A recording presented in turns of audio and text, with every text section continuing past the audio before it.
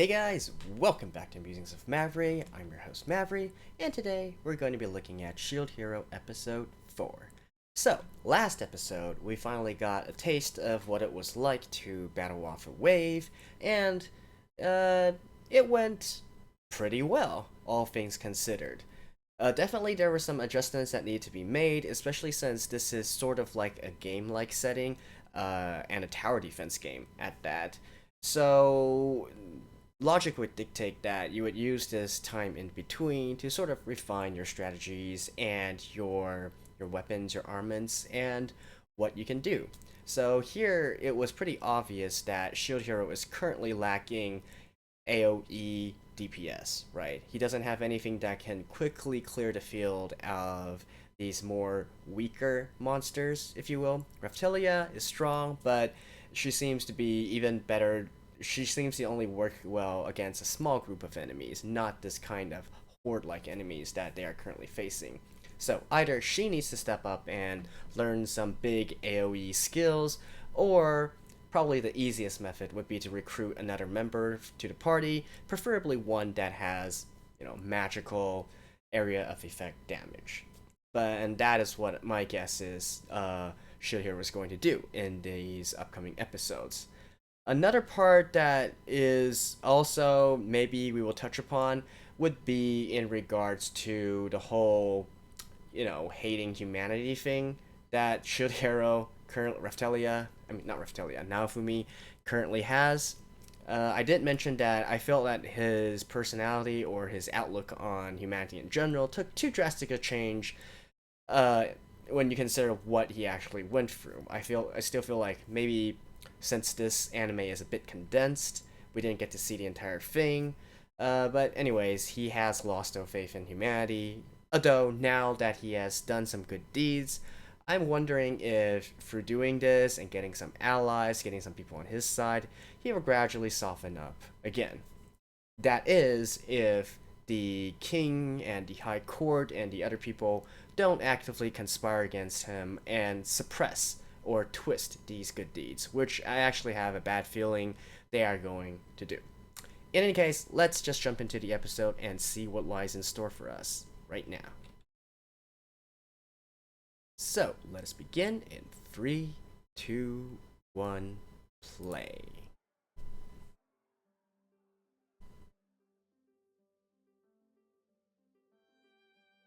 Alright. I'm guessing a feast of some sort to celebrate the repel of the wave? Yeah.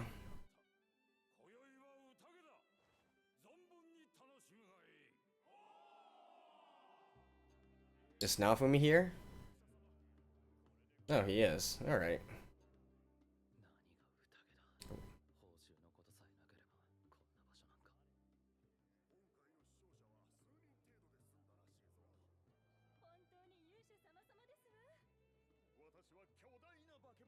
No, you didn't do anything.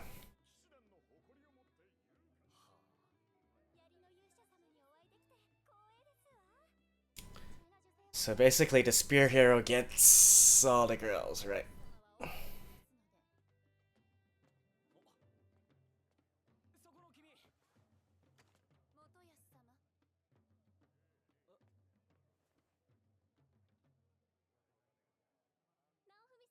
Alright, so what are they up to now?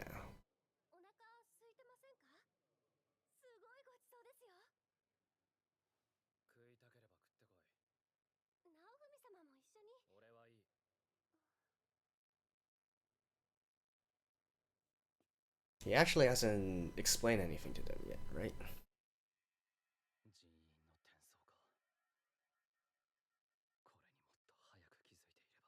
Oh, okay.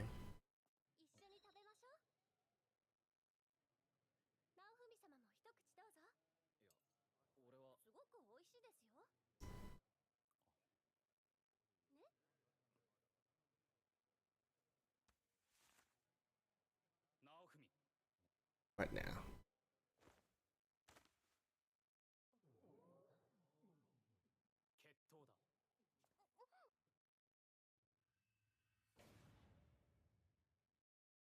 Alright, what's her problem now this time? Let me just skip this opening real quick, and I'll see you guys in just a second. Alright, what are you up to now? Yeah?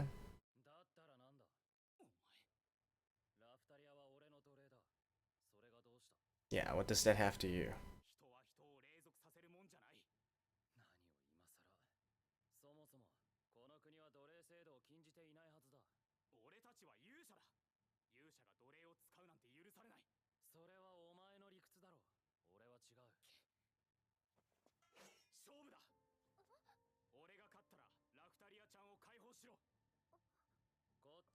Yeah, what if you win? That's stupid. You better give something.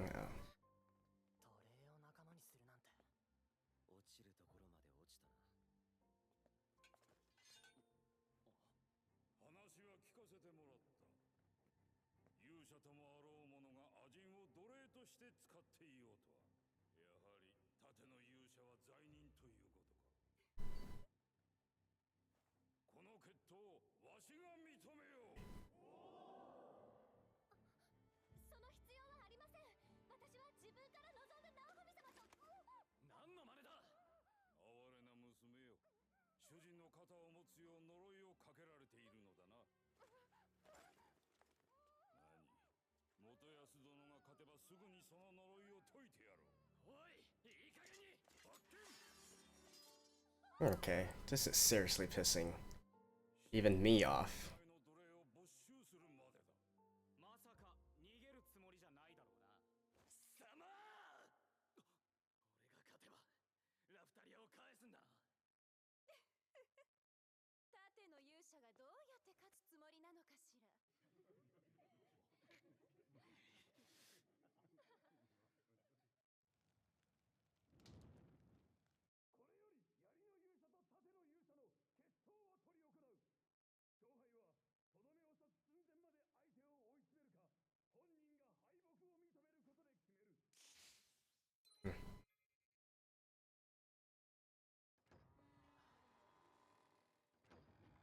Okay, go beat his ass.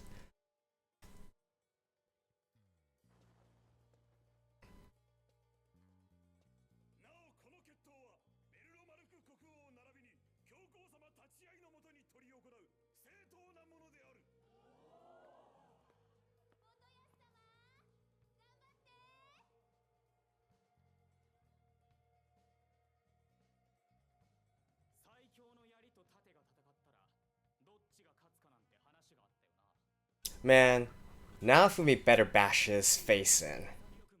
Otherwise, I'm gonna be seriously pissed this episode.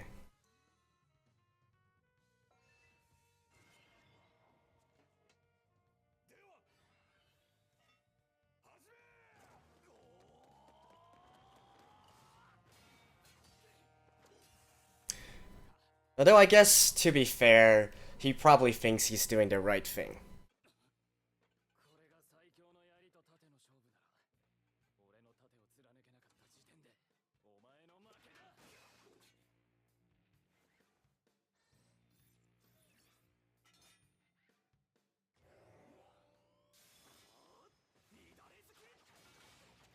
Ooh.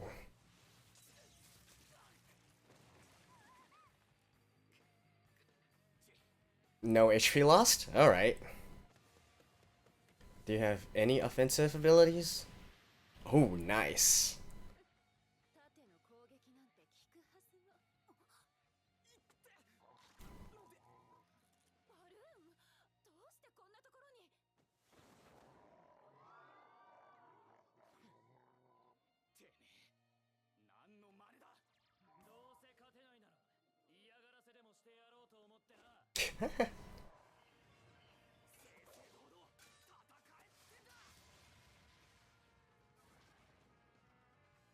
Dog bite?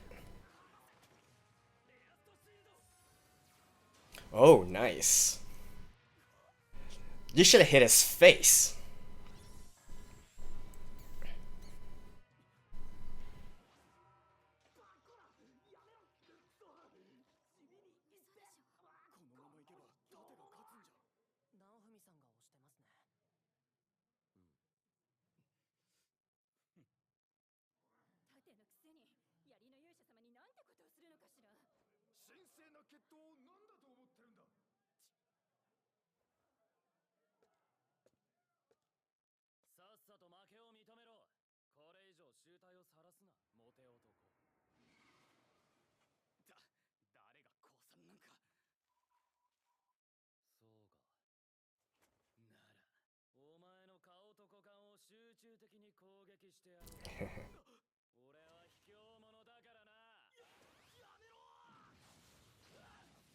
What?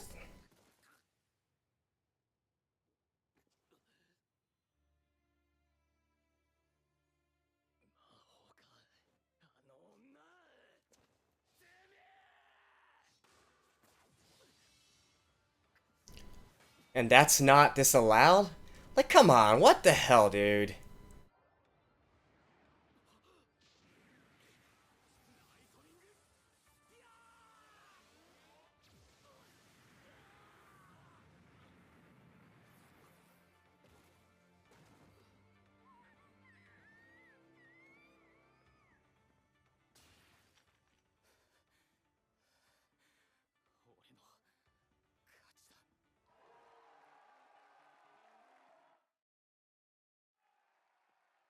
What the hell?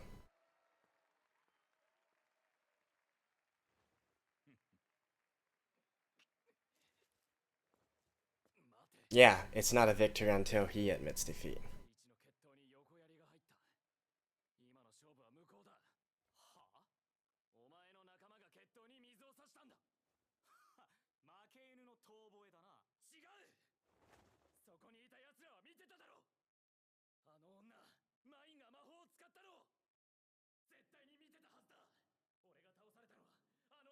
I mean, it doesn't matter. She hasn't really admitted defeat yet.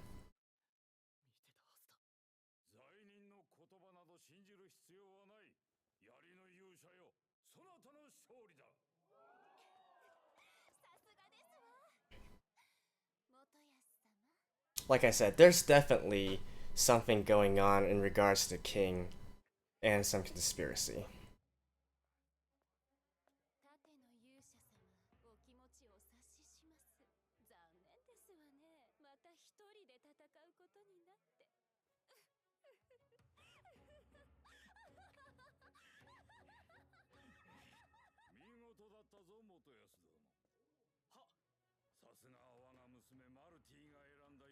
Daughter. Alright. So she's the princess. See, that explains a lot.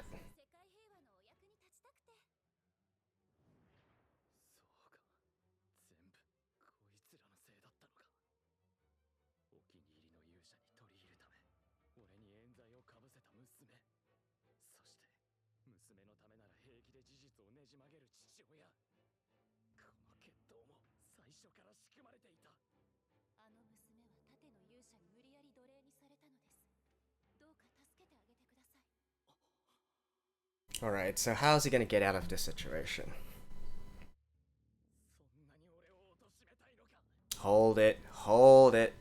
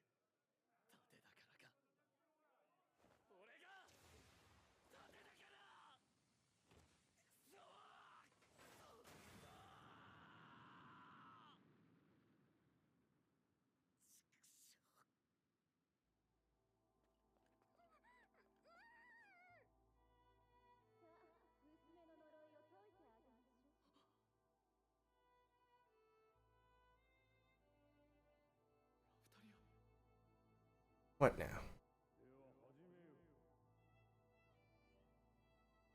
Oh, you can forcefully remove it? Alright.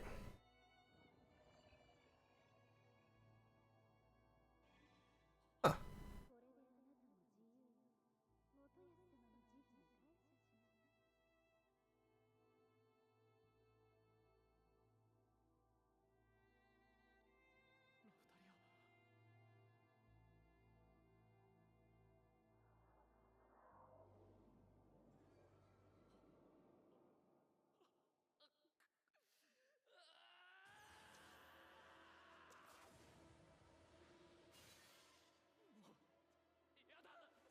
What the hell is going on? Oh, you can't. You can't escape.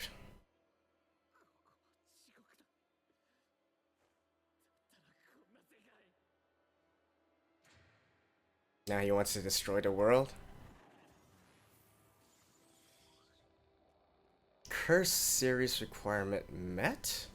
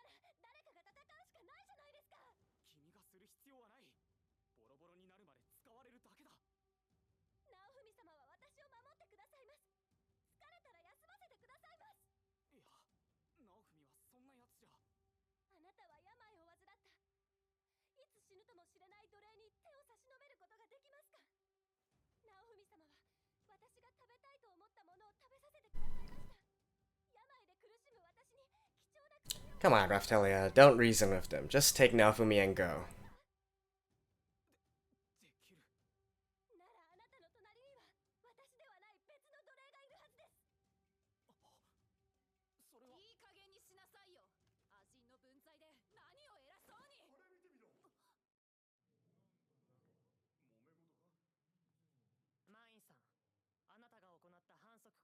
Oh.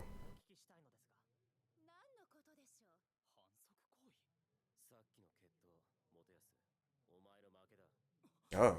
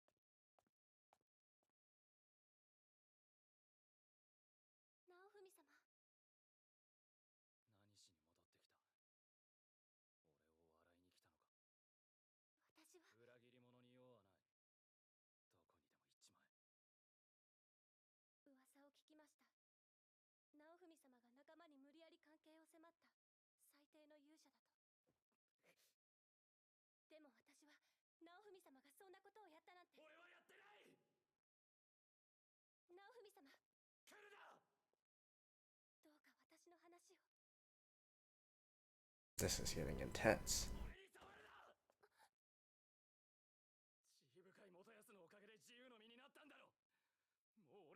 He's losing it.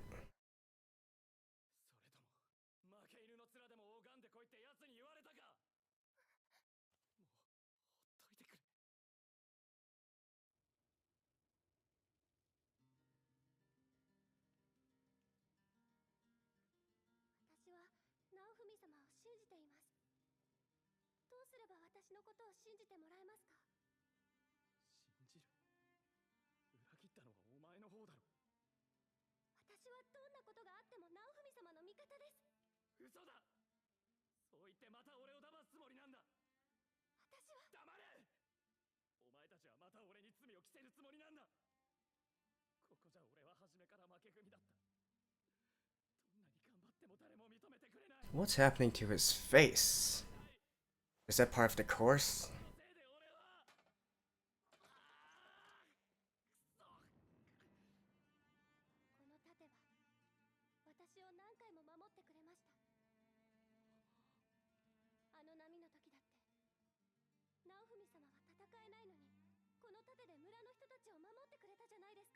Yeah, show him the good still in the world. That's a lie. You had no reason to save the villagers.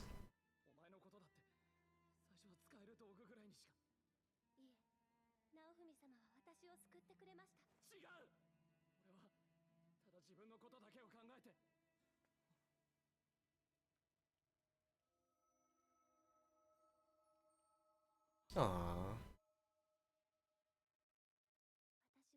はこの世界中の誰よりもナオフミ様を知っています。ナオフミ様の優しさを知っています。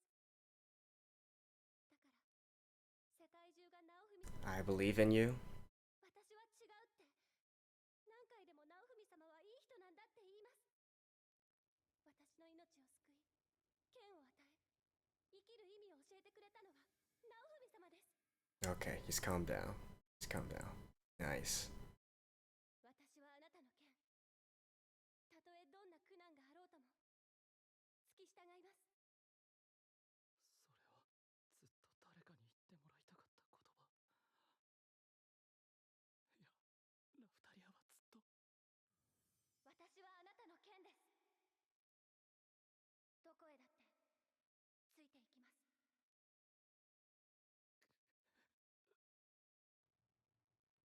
ナオフミ様が誰も信じられなくなっても私は信じてます。私を救ってくれたナオフミ様を、いえ、偉大なる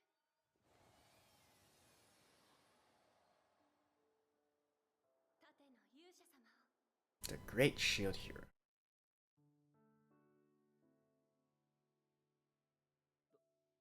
誰？何を言ってるんですか？私ですよ。ラフタリアです。だってラフタリアは子供。まったく相変わらず私を子供扱いするんですね。確かに私はまだ子供です。 Did she just grow again? 足手まといかもしれません。でもどうかそばにいさせてください。私にはナオフミ様が必要なんです。俺は間違ってない。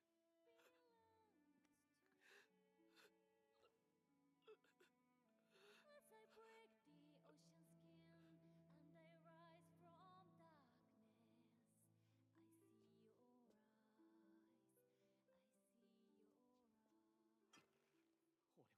て。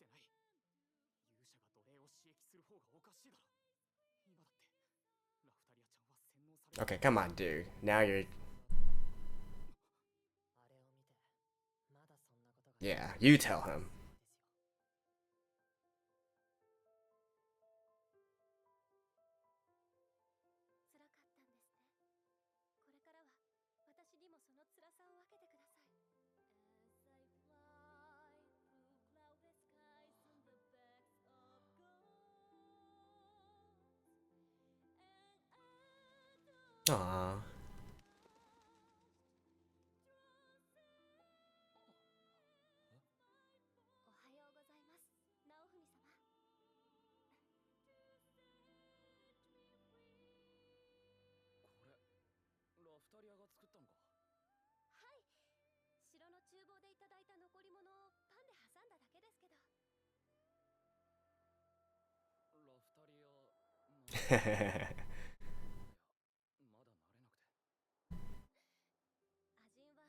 辛かったんですね。これからは私にもその辛さを分けてください。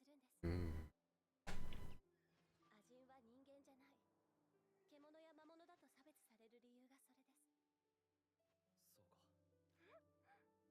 Hmm. If they can just skip childhood, that makes them much more dangerous than normal humans.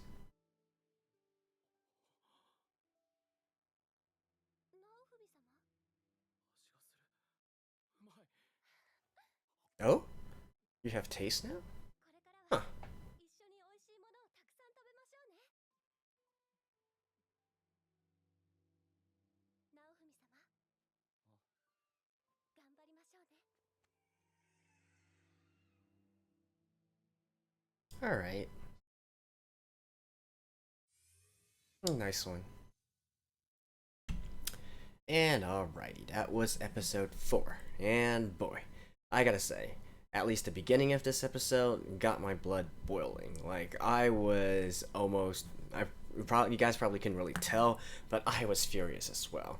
Now, Motoyasu, the spear dude, he fits the archetype of the kind of character that I hate the most. You know, these kinds of loud, overbearing, confident character who's always trying to take the moral high ground, have their own sense of justice, always trying to stick their nose in the matters that they don't really have that really doesn't concern them. Oh, this kind of character I hate. Like, I would not touch any of these characters, and I I want to have nothing to do with this kind of character. So believe me when I tell you guys that entire time I was praying for Naofumi to give him a good sock on the face. Like, seriously, the entire time I was thinking, Naofumi, shield bash his face and send him flying.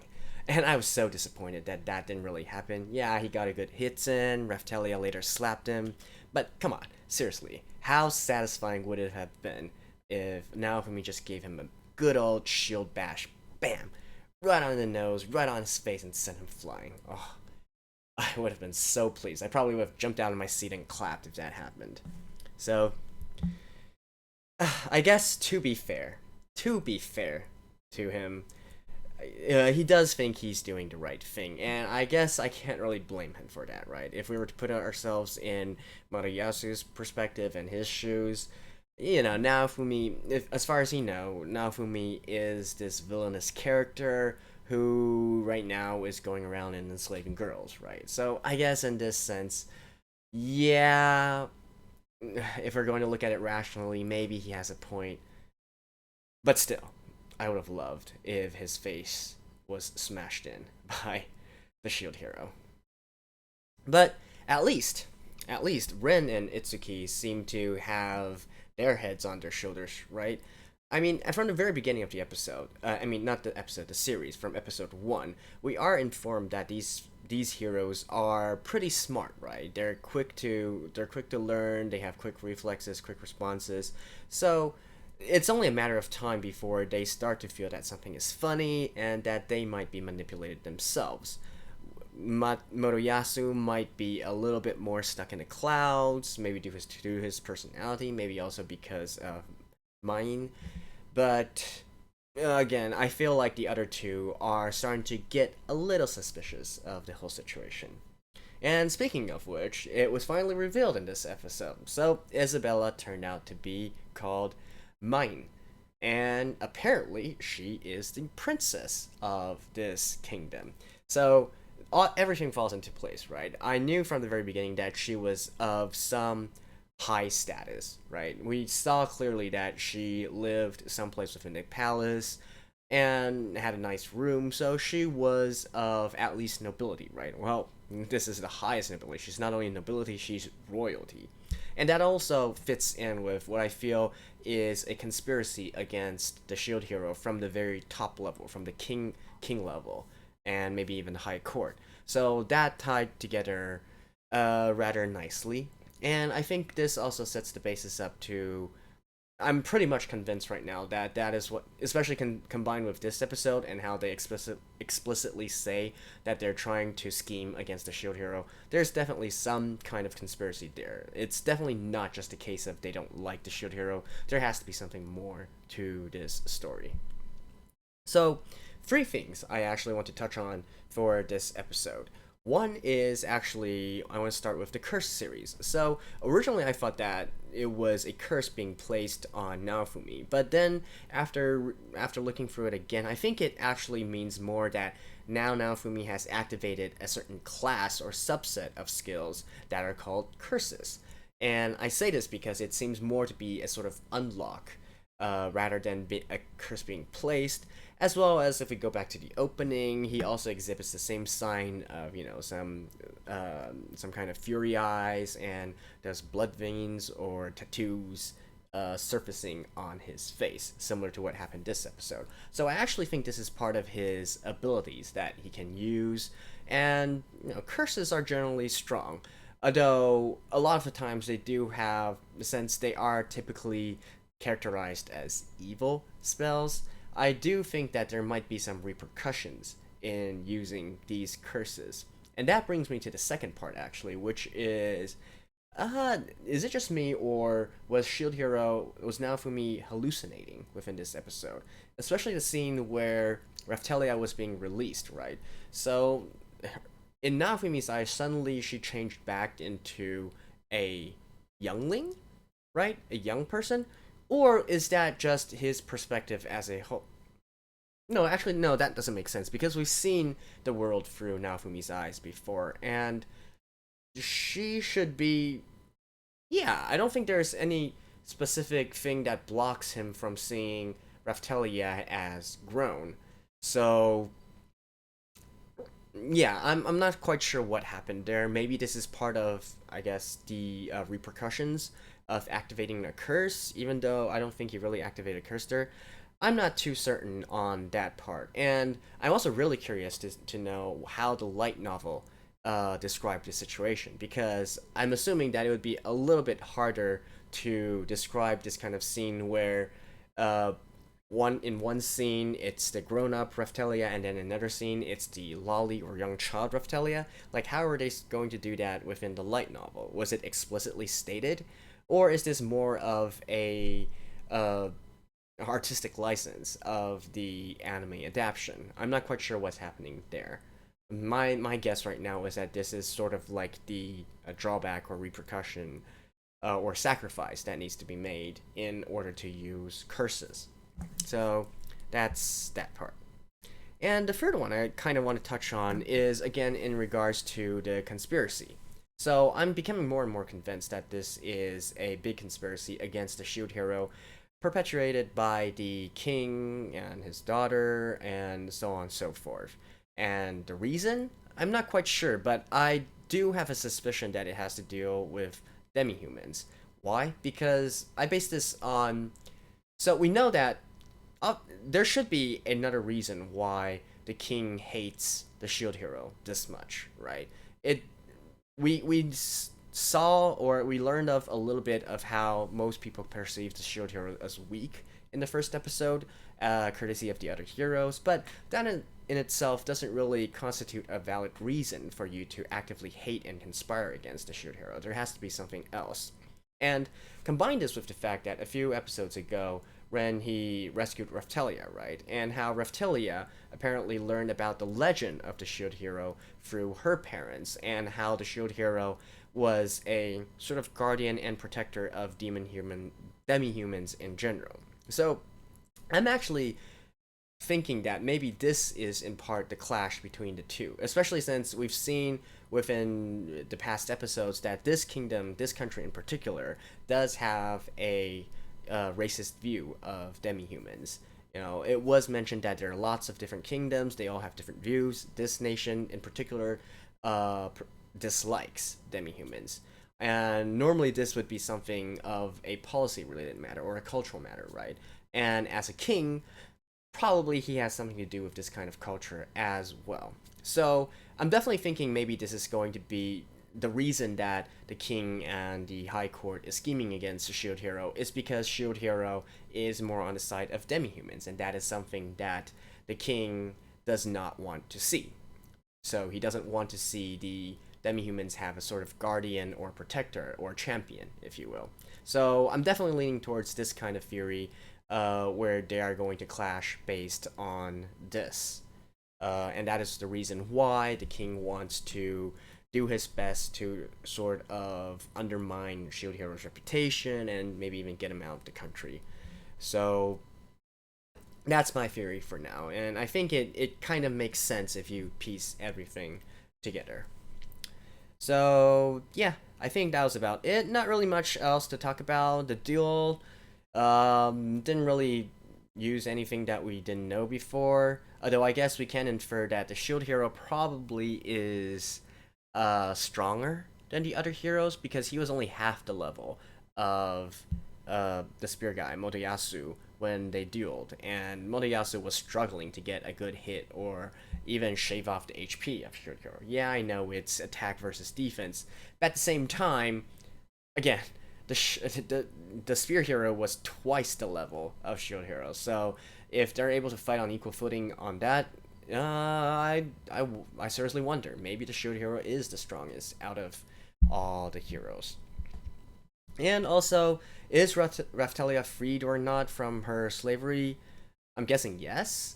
Even though there seemed to be some kind of hallucination there by the Shield Hero, I think the actual interface was correct, so she was probably released. Although, to be honest, it doesn't really matter, right? It doesn't really matter. She's going to stick by Naofumi no matter what, a slave or not. It's irrelevant at this point. I guess those politically correct people can put down the pitchforks and whatnot, but again, it doesn't really matter in the grand scheme of things. It was kind of interesting how Shotaro regained his sense of taste. I'm wondering if that was actually an implied ability, or is that more of a metaphor on how originally he was so alone and distrusting of this world, so he couldn't taste anything, and now because he's gained some warmth back, he's gained some trust back, now he can taste something. I don't know if that's a metaphor, or is that an actual, activation of some ability that allows him to taste stuff here. Not quite sure, but even if it was just a metaphor, I guess it's a decent metaphor, maybe, whatnot. Again, so if my theory is correct anyways, I assume next episode we'll learn a little bit more on how curses work, and again, I'm still abiding by my thinking that he needs to find another companion, preferably one that can use magic to do AoE damage. And I think that's going to happen in the next episode. So we'll see. So let me guys know, what did you guys think? Were you also furious at at Moriyasu as I was at the beginning of the episode? Like, seriously, I wanted to punch him myself. Or do you think, it was justified and whatnot? And also, if there's any clarification in regards to the hallucination, that would be appreciated as well. So, if nothing else, I'll see you guys next time, and so until then, bye bye.